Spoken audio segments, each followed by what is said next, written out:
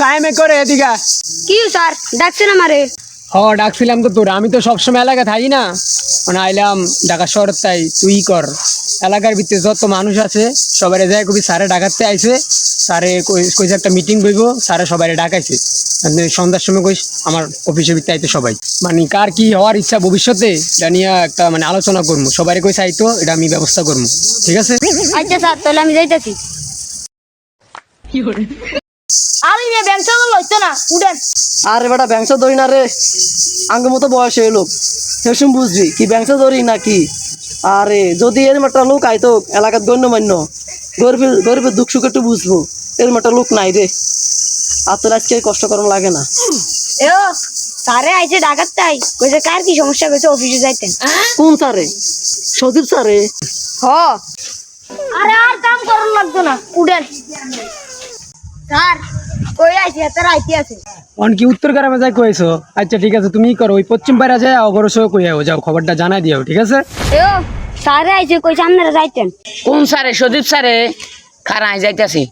নাইম রে, শরীফ স্যার বাড়িতে এসে এটা তো কাম হয়ে গেছে, আর যাই।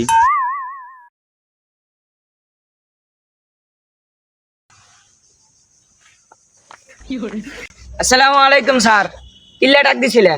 ও আচ্ছা, তোমরা আইছো, আচ্ছা ভালো করছো। ঢাকায় ছিলাম, আমি তো ঢাকার থেকে আইছি, এলাকার ভিতরে অনেক সমস্যা আছে, এগুলো নিয়ে একটু বসতে চাইতেছি আর কি।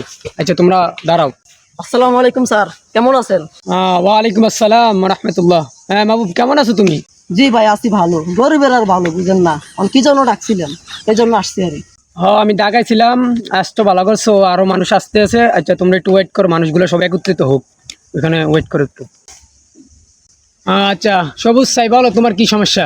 আরে ভাই, গরিবের আর সমস্যা, আপনি আমার সমস্যা সমাধান করতে পারবেন না। আরে বেটা, তোকে সমস্যা লেতে না আইসি, তুই বাইরের দ্বারে কইবি না, তারপরে না তোর সমস্যার সমাধান কেমনে করি তুই খেলে দেখবি না। আচ্ছা সবুজ সাই, তুই বড়লি কি হইতিস এটা ক বাইরে। আরে ভাই, স্বপ্ন আছে তো ইঞ্জিনিয়ার, কোপালে লই তারি না। আচ্ছা নাইম তাই তুমি কও, তোমার কি হওয়ার ইচ্ছা আছে? ভাই আশা ছিল ডাক্তার হইয়াম, কিন্তু কপালটা ভালো ছিল না, এলাই পারি না। আচ্ছা ছোট ভাই সাই, তুমি বলো তোমার কি হওয়ার ইচ্ছা আছে? ভাই আর আশা ছিল আমি পাইলট হইম। আচ্ছা মাহবুব, সবাইগুলাতে শুনলাম কেউ ইঞ্জিনিয়ার, কেউ ডাক্তার, কেউ পাইলট হইব।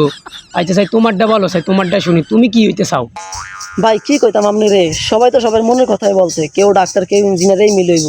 ভাই আমি রুগী হবো ভাই, আর কিছু না। আরে তুমি রুগী হবে কিনলে? ভাই যদি সবাই ডাক্তার হয় তো রুগী বুকে ভাই, তো হাতারা তো কষ্ট করে পড়ালেখা করি গা, যদি হাতারা না খেয়ে থাকে রইবনি, এলাই আমি রুগী এম ভাই। হ্যাঁ মাহবুব, তুমি সুন্দর কথা বলছো। তুমি এই এলাকায় যে একটা জ্ঞানী লোক থাকলে, তুমি আছো জ্ঞানী লোক, তুমি যে কথা বলছো এগুলা তো এখনকার জেনারেশনের, এখনকার যুগে এই কথা চলে না, এগুলো আগে ছিল। আচ্ছা ভাই, তো আমি যাই গিয়া, সবার তোর মন মানুষ তো এক না, আমি যাই গিয়া। দেখছস পোলাটা কত ভদ্র, কত ভালো পোলা।